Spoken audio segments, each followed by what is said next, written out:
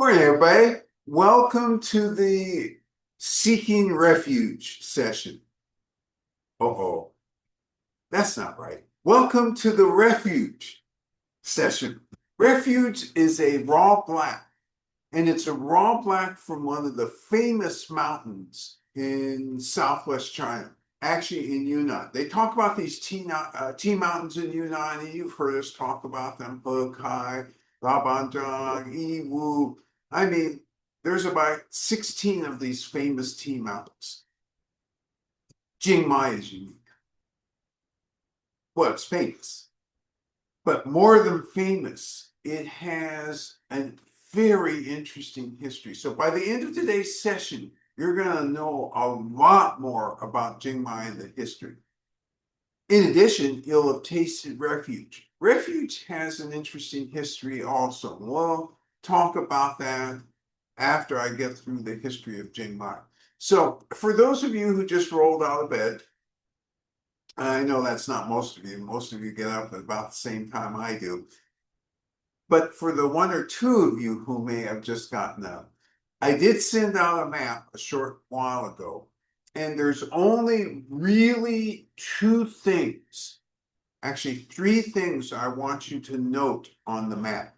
So if you'll pull that map up, on the bottom left corner, it says Myanmar, Myanmar. That is today's name for Burma, right? And you see the border, and then you just go up a little bit and you see Jingmai, Jingmia. So that's the location that we're talking about today, and that's the famous tea mountain we're talking about today. Now, you notice one other thing. There's a green line which passes right through Jingmai, and at the end of that line, there's an arrow which you'll find in Myanmar, at the first part of Myanmar. So what that is the old Tea Horse Road. It's a branch of the old Tea Horse Road. Why is this important? It's important because not every tea mountain was as close to the old Tea Horse Road as Jingmai is. That says, they were able to get their goods going both directions because that branch, although the arrow is pointing towards Myanmar or in Myanmar, it went both directions, and it goes back and links to a much larger green line which goes through China and Tibet and so forth. So that's how Jingmai tea came to be known in many places, because it was right on the old Tea Horse Road. Yes. Nothing. Okay, that was my imagination. All right. So you're located. What's special about this mountain? There's lots of things. So I have to think about where to begin. Let's begin with history.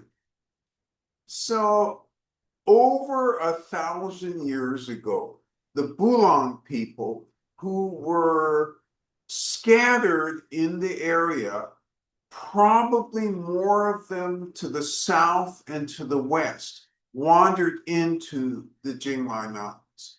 When they got there, what did they see? They saw tea trees, lots of tea trees. And actually, was that all they saw? No, they saw an integrated ecosystem. And what do I mean by an integrated ecosystem? There were other types of trees. There were tea trees, and then vigorous, rich shrub and ground growth. That's what they saw. With help from the Dai people. Remembering the Dai people are the ethnic people who currently largely inhabit Thailand. They had huge kingdom actually in southern part of Yunnan, and they had people come up with the Bulong people, and everybody got along. That's the thing. There wasn't strife and warfare as best we can tell. And they also helped the Bulan people, along with the Lahu people, along with the Hani people. These are all indigenous peoples that lived in the area. Analyze the forest and figure out how to get the greatest gain and integrate themselves in the forest. Now, that was a big old mouthful. And it sounds like what I'm saying is they live green. I should have just said they live green. And then you got, what does that mean? When they built their village in the forest, and so let's give you some more pictures. How many distinct tea forests are there in this Jingmai Mountain? There are 5 distinct forests, primeval forests. And so there are 9 villages that were built among these 5 forests, 5 tea forests. And so they formulated a system. And this is the reason that today in China, and in fact in the world, this is looked at as a unique cultural heritage spanning over 1,000 years, well over 1,000 years. They don't know exactly what date this happened, but they know it happened. And so today, there are 5,000 people living in these 9 villages. There are 531 residences, 371 cultural relics, building relics, integrated into this forest. Now, much of Southwest China, let's strike that. That adverb didn't fit right. Some of the places in Yunnan, the villages were built kind of in a haphazard way. They damaged the surrounding tea forests. They just didn't do a good job. They weren't integrated. They weren't green. This is one of the best examples in the world of how to integrate and be green. Just remind us, so when you say this, you mean Jingmai. Jingmai. Okay, Yeah. Great.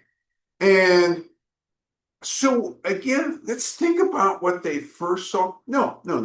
Let's think about what we would see today if we were walking up to Jingmai and we were a distance away. Let's say we're 10 miles away and we're looking, and what we'd see is all these trees, and we think to ourselves, forest. That's good. We like forests. We're green. And then as you got closer, say within 2 miles, wait a minute. It's a segregated forest. You've got a canopy of very tall trees, and then underneath you have a tea tree forest, and then underneath that you have shrubs and grasses. So as you get closer, you see that it is segregated this way, and it's not an accident. These indigenous people found the forest like this, and what they did, in essence, was built in places that didn't damage the existing tea trees. And how did they build? They built stilted wooden buildings. Stilted. No, wooden buildings on stilts. And in the cultural relic area, every path from and to the cultural relic area came back to the center of the village. So they had this we are one concept, so to speak, and all these spokes off the wheel, and they all came back to the center. They all came back to the main congregating space.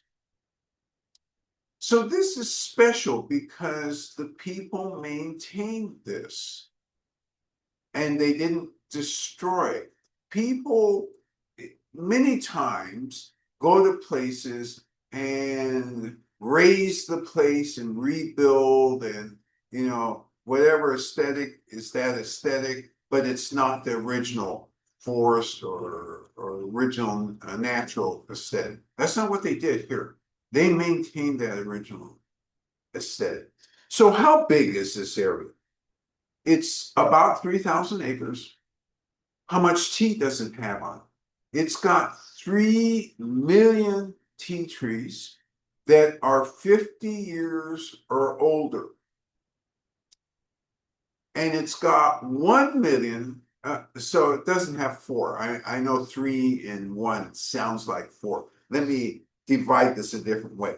Out of that 3 million, where it's 50 years and older, 1 million of them are 100 years and older. And so physically, what are you looking at? What does a 50-year-old tea tree look like? Well, it's usually in this area close to 6 feet high. And as you get older, you get taller. The tallest in those million that are over 100 years are about 36 feet high. We don't know a precise age for every tree. I don't think anybody does. But we do know that it looks like some of those trees are 1,500 years old, 1,300 years old. So you got a range of trees that's been artificially cultivated. And here's the key thing, because this village was built out as an artificial replication of what existed. In other words, let's think about what existed. All this luscious grass and shrubs. Then what was planted? It was the tea trees that were planted. What was done with the canopy? They thinned it out so that the tea trees would get light. Turns out that the sweet spot for tea trees is 80%. 80% of the sunlight getting through the canopy. Oh my God, the tea trees are happy. This place, plenty of watershed, so water wasn't an issue. It was making sure that the canopy was the right way. So they had to cut down trees to make sure the canopy was the right way. But this is what they had encountered. And so they replicated it and grew the area.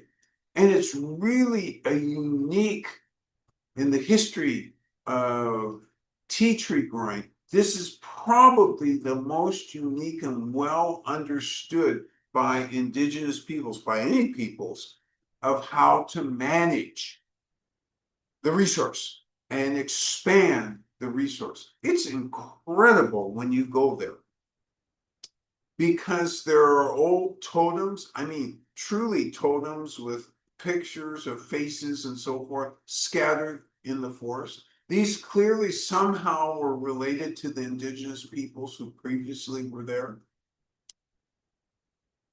The vibe of the place is we wouldn't exist. That is, we, the indigenous peoples, wouldn't exist if we didn't have these tea trees and the tea tree gods. This is the place I told you about before. We're right in the middle of the area, just before you walk into the tea tree forest. They've got this enormous banyan tree. And this is the banyan tree that has something like 50 hives on it. And you hear it before you see it. And it's one of the most impressive sights, I think, in all the things that we've gone to in China. I mean, it was very impressive to see a 3,500-year-old tea tree. Yeah, that was really impressive. It was very impressive to go to Wong's creation area and see the inverted triangle, how they planted. Oh, that was really impressive. I mean, we've seen. the Jingmai Mountains, the cliff teas growing on the side of, we've seen really impressive things. I'll tell you, this has to be almost at the top of what we've seen because, again, it's this integration that somehow ancient man imagined and executed very successfully. So this leads you to the next question, and this is a good question that you're thinking about. All right, why did they wander into this place in the first place?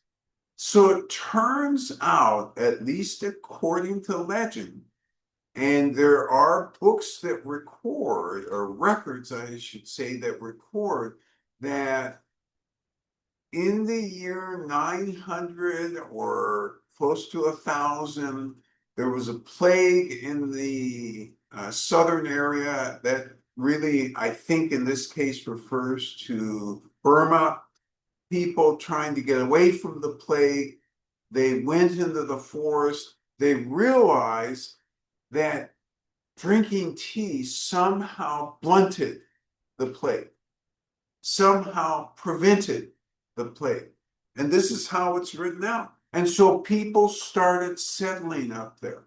And they said, just like the ancient mythology, and I use mythology, that's probably the wrong word. The ancient stories about Shennu, who was an emperor, an alleged emperor, who every day tasted various plants, was poisoned by a few of them, drank tea, and that took care of business. So you get this theme repeated in a later period, more specifically, and then you get the theme of, okay, this plant is medicinal. We need to protect this plant. We need to expand the area of this plant. We need to study it. We need to align with it. So some of those indigenous groups that I mentioned in the beginning, they're absolutely alive. It's like a god, the tea god to them. And that's truly how they look at it. And you look at their buildings, some of their buildings have representations of trees on them. And it's really cool. It's really, really cool. So, did they only drink tea? No. Early on, they also integrated it into every aspect of the culture, including eating, as part of their meal plan. Yeah, let's get some greens. Let's put those tea in. We want those greens and those catechins. We want to, chew them down. So that's part of it. Are those the only places culturally that it's stuck? No.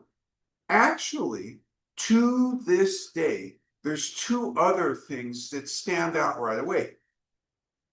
In many of those villages, they kind of have shrines in each of the houses, and they're open. So as you're walking on the trails, you could actually walk into people's houses. There is really no crime up there. That's how safe it is. You walk and there's this shrine, and it's a tea shrine. And actually, there's a sign usually written, free tea. And they'll serve you tea. If the family is there, they'll serve you tea. It's very cool. So that's part of the tea culture. The other part is more serious. Okay, let's say you want to plant new trees somewhere, or you want to build a building somewhere.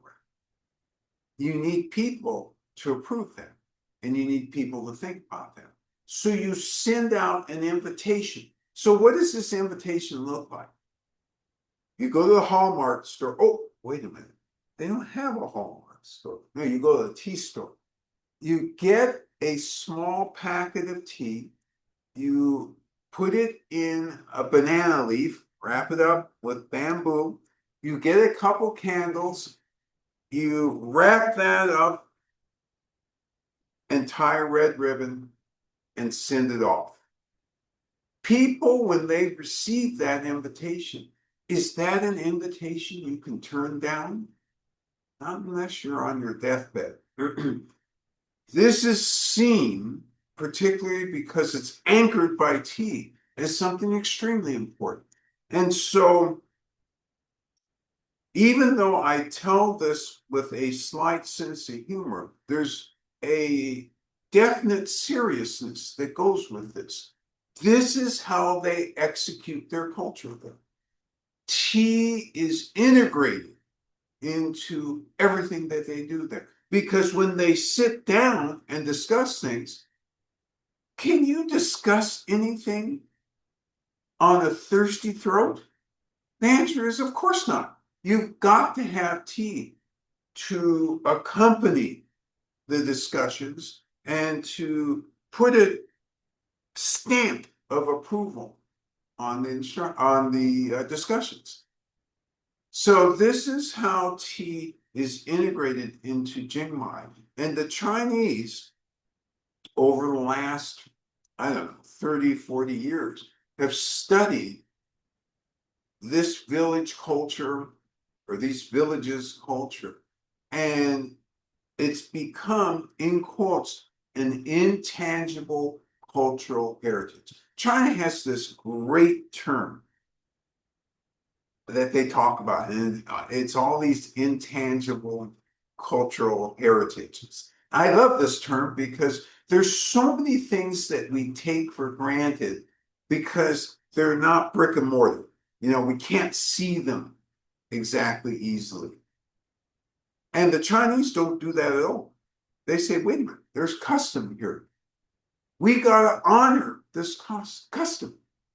We need to respect and explain the custom. And so they do it by giving these titles. And as soon as you get titles, you get some money. When you get money, you write articles about it, you explain what's special about it, and then you're interviewed in the papers, and all of a sudden, people in China understand, oh, this place is special. And here's why. So this is where today's tea comes from. It comes from Jingmai. It's got this hugely interesting, integrated culture of tea, and not just tea and drinking, but tea and interaction, tea and living. Everything is about nature. Everything is about that integration with nature. Let's see if I'm integrated with nature. Almost. In fact, you know, this is actually a good stopping point. What I'm going to do is we're going to take a 10-second commercial break, and then we're going to talk about Refuge itself, because there's an interesting story behind that. So go ahead, take bio break or anything, and you'll see me in 10 seconds.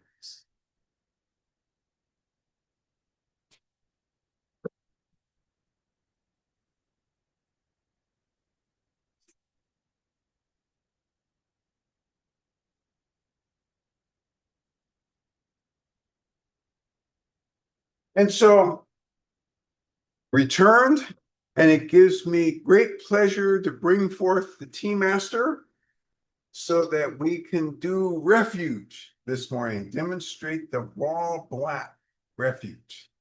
Feature. Hi. Hello, 早上好. Good morning. Yeah, we do raw black. That's from the Jingmai Mountains in Yunnan, our province in China. So, John, help me please. Okay. So normal setup for raw black. And remember, we've been on this raw black journey. And we have 3 more weeks of it. And so next week, you'll see Tranquility, the week after Ardor, and the week after that, Coruscation. So the setup is always the same. 2 mugs. You don't have to have tea toys, but tea toys are fun. You gotta have a strainer. You gotta have water. And you initiate the water at any temperature between 170 and 212. And that's to make sure everything is heated and clean.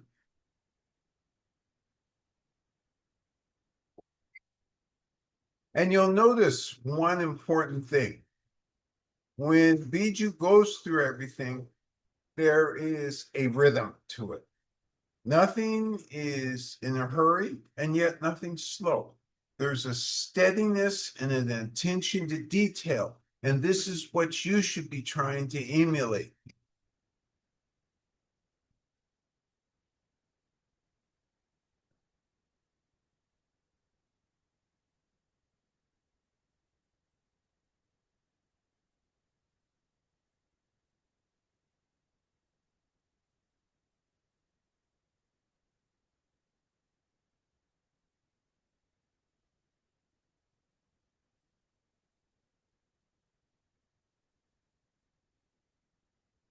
So dissipating the steam, aerating the water.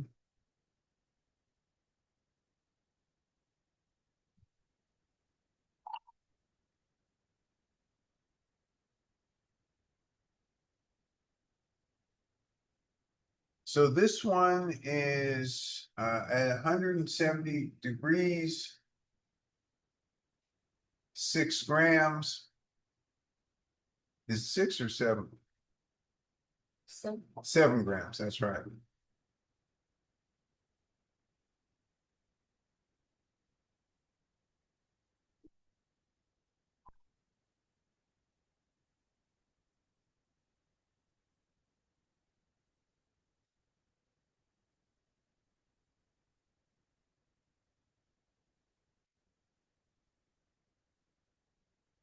Tea goes in the heated cup.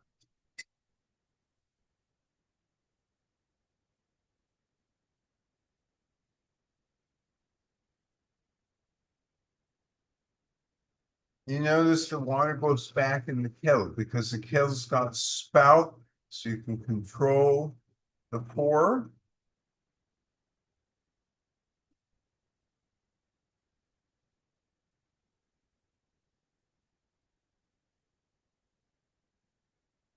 And trying not to pour directly on the leaves or on the side of the cup. You set the timer for 3 minutes.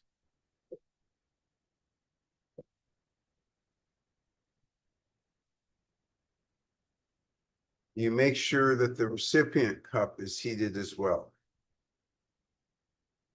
All right, so let's talk about Refuge for a minute. We know it comes from Jingmai.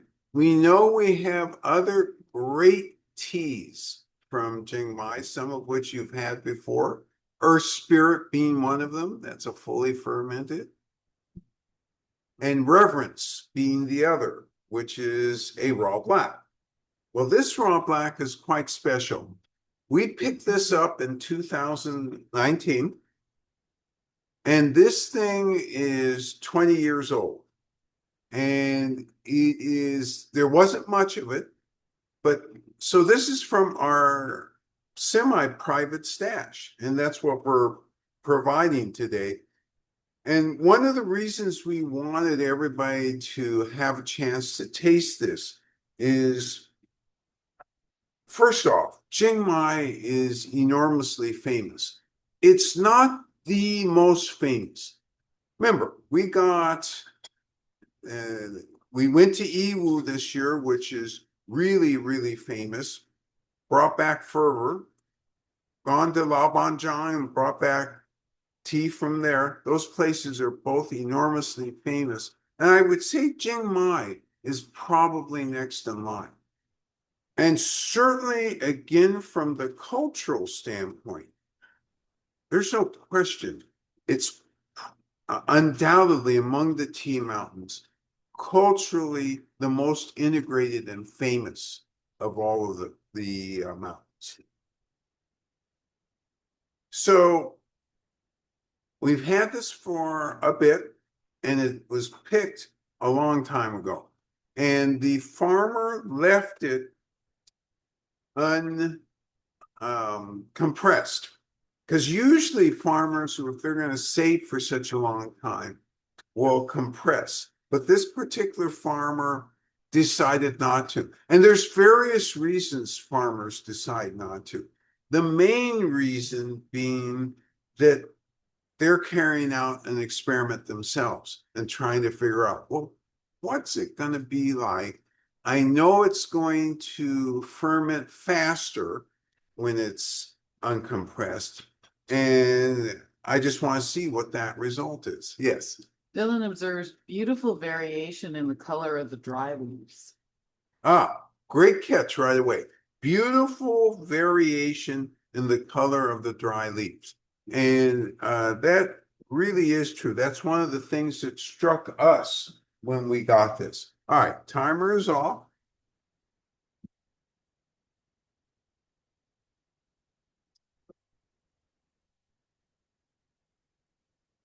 You notice a nice steady rhythm.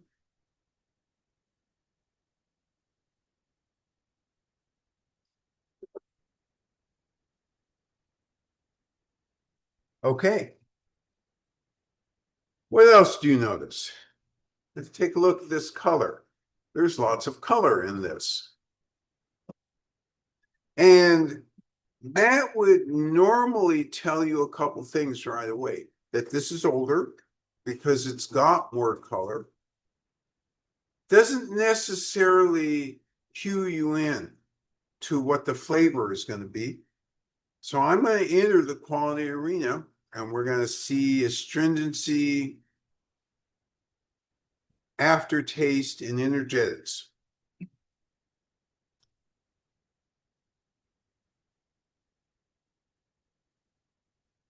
And for those of you who've been taking notes, this is be a real good time to take the notes out. Because when you go through this, this is one of the ways that you can really get value from comparing week to week. Okay, I made an initial assessment. I'm going in for a secondary assessment. I'm also going to look at flavor and aroma on this assessment.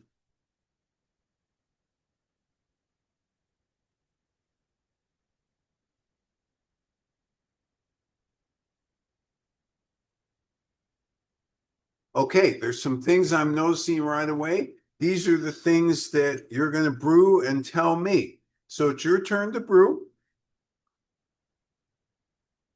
So this is in bag number 3, labeled Refuge.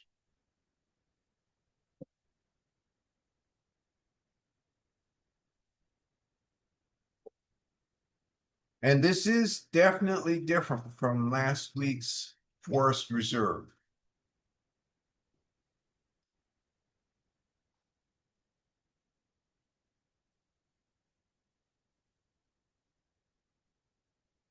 And one of the reasons we're going through this like this is because we did green, which was unoxidized. We did 7 weeks of that.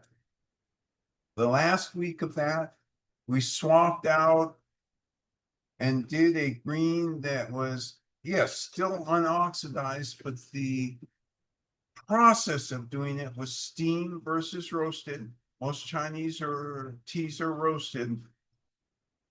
Green Triumph was actually steam. And now we've moved to roasted raw black. And so you're seeing differences in flavor because of slight differences in processing methodology.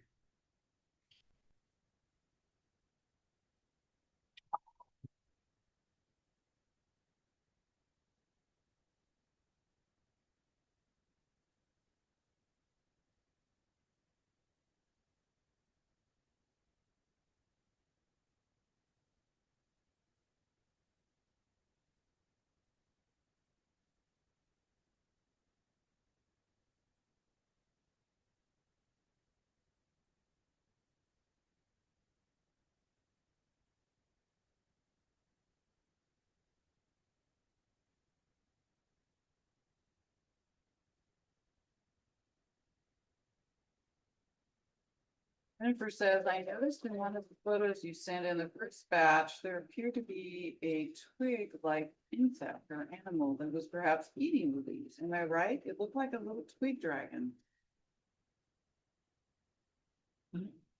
I certainly Which don't one? remember that Which one? from one of the photos. Wait. You know what? Let's Which one? table that question while I re-look at the photos. I am unaware Did of you that. have one?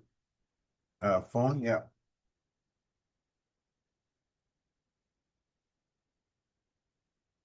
Binder. Oh, there's.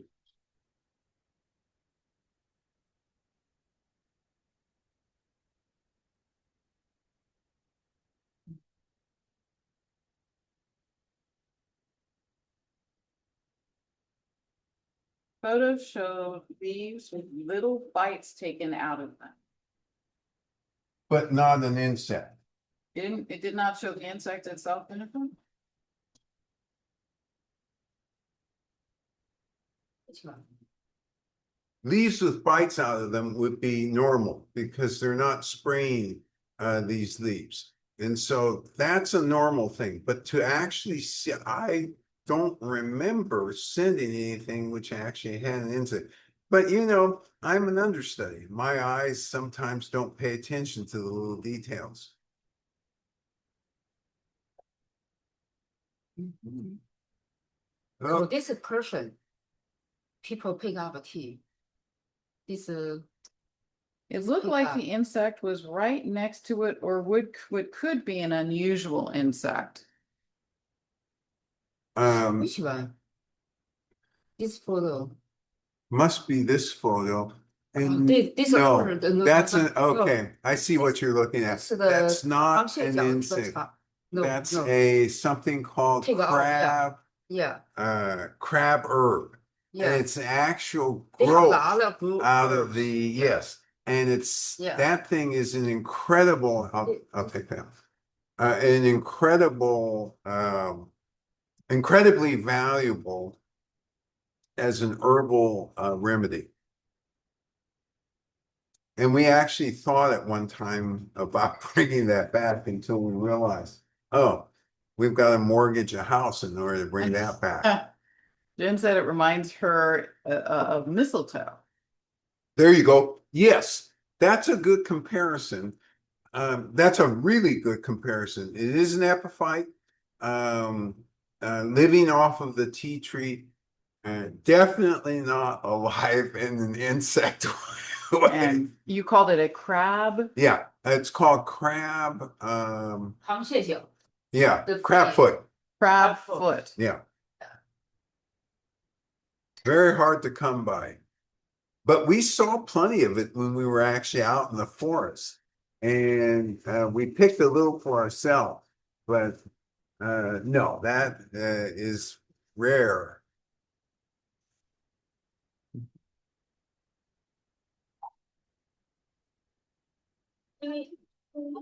那个老农的有的时候上市的时候，看见很多天然的那个生物， That's a good point. 所以他们要也是 take off。 That's a really good point. So So over the years that tea farmers have been harvesting tea, they've come to know that in various areas, there are these parasitic plants that grow on the tea trees. And as with everything, have experimented with them.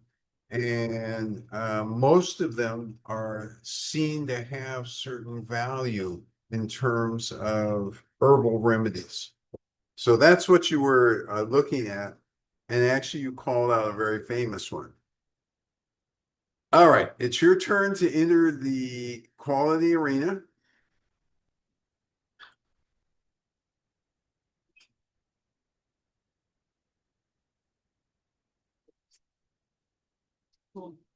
Mhm. Yeah, it is. all the And so while you're thinking about it, remembering again how I described the terroir of this. So a canopy above, tea trees, which actually are the bulk of the forest, and then all these grasses and shrubs at the bottom. And you know, it's really weird because normally when you think of tea fields, especially planted in a plantation style, you think that you look, there's nothing on the ground because they've used something to suppress anything on the ground. And all you see are the bushes. And that's what people are used to thinking about. But here, it's a completely different concept. In some ways, and I've talked about this a little bit before, like Loquat Companion, because Loquat Companion, as a reminder, that's a green tea. The first time that we went to the tea fields, we couldn't find the darn tea fields. We're walking around. We're in the hail. We knew we were in the right location. We're in the tea fields. And so finally, in desperation, we just walked into all this vegetation. And sure enough, tea was growing under the fruit trees.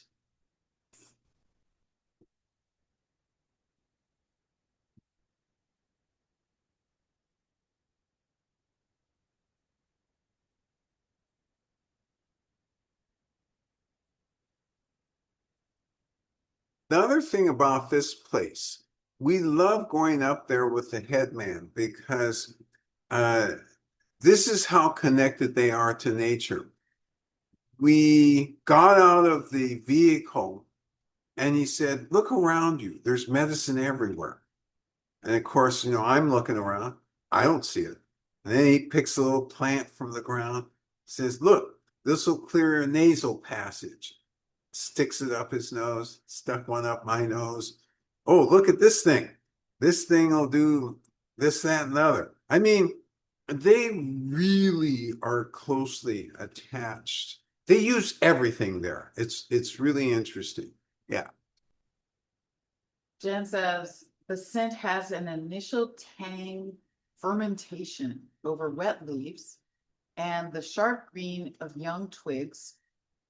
The taste is smooth and warm and welcoming, the low astringency and energetics that show up after a few sips but aren't aggressive. Unaggressive, but still showing energetics. Smooth. Low astringency. Say it. Low astringency. Ah, that's right. Low astringency. Good catch on that low astringency, because that is one of the things I noticed right away. Yes, there is an astringency that builds after a bit, but it's not aggressive. The other thing was that Jen said was fermentation, a sense, an Yeah. ascent. And I like this because there's definitely, when you smell those wet leaves, you can't get away from the sense that, oh, all right, let me back up. No mistaking that this is raw black versus green. There is no mistaking. And that's why I love the fact you called it out that way, Jen. Jen also adds, this is a delightful raw black for a rainy morning like today. No hints of bitterness as the fermentation tang has softened. And I keep thinking of the soft rolling peaks of the Appalachian Mountains versus the sharp edges of the Rockies. Really, Jen, you should be writing for like Tea Commentary magazine if there is such thing. Anyway, the longer it sits and cools, the taste deepens and reminds me more of a dense, substantive green tea.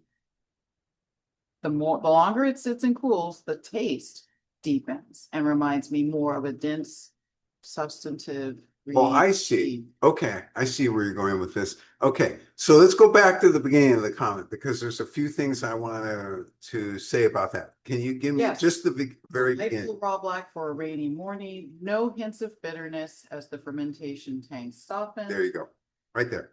So this is a significant point. No hints of bitterness because the fermentation tang softens.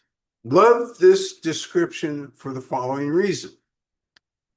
When you age a good raw black, that tang keeps going down and you keep getting more flavor. So this portion of the comment is actually unconsciously linked with the end of her comment, which says, hey, wait a minute, you know what?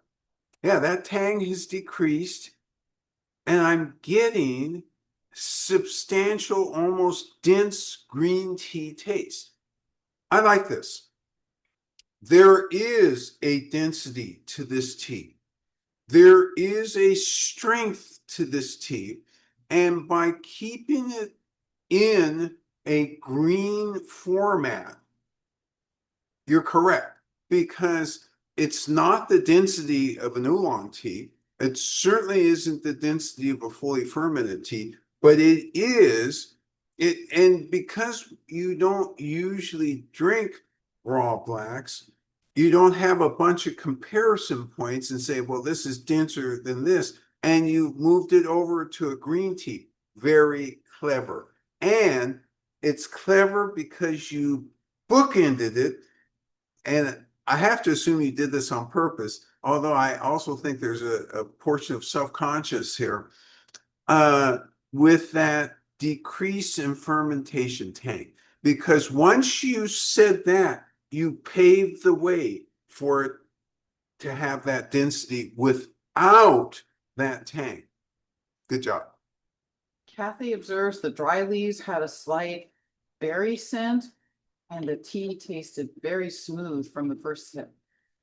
Kathy notes how smooth from the very first sip. And by the way, this is where I land with this tea. Extremely smooth. I mean, who thinks of a raw black normally as this smooth right out of the barrel, and along with gin as this dense and smooth? Kathy further noted that there was a hint of berry fruit in the aroma of the dry leaves. So anytime you get tea leaves that are integrated into other plants, into the space of other plants, sharing the space with other plants, you're going to get interesting aromas and interesting flavors. You guys are grokking this, yes. Jenna asks, the tang is like kombucha, but not sweet. Oh, I like this too. Tang is like kombucha, but not sweet. And so by moving this across to get you to think about kombucha is really interesting because, yes, all kombucha that I've ever had, it's got a aggressiveness in that tang. And usually it's offset, or they try and offset it with sugar to get you through that. This thing, the tang naturally goes away. And it's offset, and I keep coming back to that density and smoothness by a density and smoothness. A density and smoothness that shows you that this has age, yes. Rob observes, the tea smells sweet in all of its forms, warm leaves, steep leaves, tea water. Tea water has the distinctive smell of a raw black. I say this without knowing quite how to describe it, but I know it when I smell it. And there's a sweet florality on top of that. So Rob notes the sweetness from start to finish, dry leaves, wet leaves, tea water. And also notes that there's a distinctiveness in this that reminds him right away of raw black. And trying to think of how to put, I know what you're referring to. I'm trying to think of how to put a name to that. I don't exactly have a name for that either, but it's age, I think. I think I'm tasting age or smelling age in this. And then he ends up that there's a sweet florality in the liquor. So in the tea water. And so let's think about that for a minute, because The other thing I noted right away as an aftertaste for me was a sweetness. I didn't detect that florality, but I definitely detected the sweetness. And even, and you know what? It's so funny because I called the sweetness in my mind something else. I called it fruitiness. That's really interesting. So we're in the same realm here. So good catch on that. Very good catch on that. Dylan comments, the smooth mouthfeel gives way to a pleasant building astringency. It's soft, but it has structure. And then adds, there's something about its flavor that reminds us of scent of moss, damp with dew. Oh, this is really interesting because Dylan goes to a spot that I think helps both Rob and I start to put some words around the raw black because there's that hint of moss in it. And you're right, there is a hint of moss. I just didn't know how to put words to it, but you just did put words to it. And I like that because and I called it age, but it's age in the way that moss is aged, so to speak. What was the first part? Because there was something else. Oh, buildup of astringency. Yeah, soft, Yes. the structure.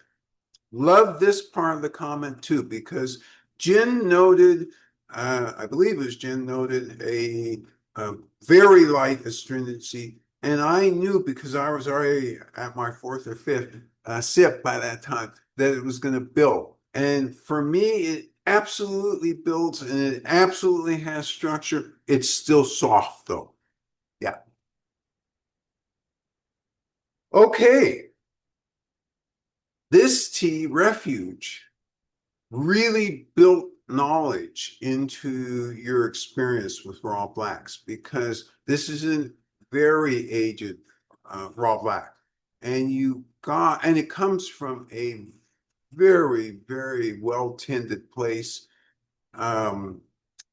And the flavors of all the teas from Jingmai, again, for those of you who've had Earth Spirit, think back to that. For those of you who've had Reverence, think back to that. They're just really good and they're really interesting and they're really different. Very distinctive as raw blacks go. As usual, all of you really were on point, bringing up lots of great observations about the tea, including the very first confusing one to me about, well, you've got a twig insect. I'm thinking a twig insect. What It is was nibbling on the plant, just with the roots. Just with roots, yeah. And I for the life of me couldn't think of it until I saw the picture. Oh, okay, I see mine now. So good job on all aspects. Next week, we start a very intense series as we finish out the raw blacks, tranquility, ardor, and we're going to be looking for some huge flavors here and coruscation, something very unusual. So, your responsibilities this week, stay healthy, and we'll see you all next week. Bye-bye now. Take care, good people. Bye.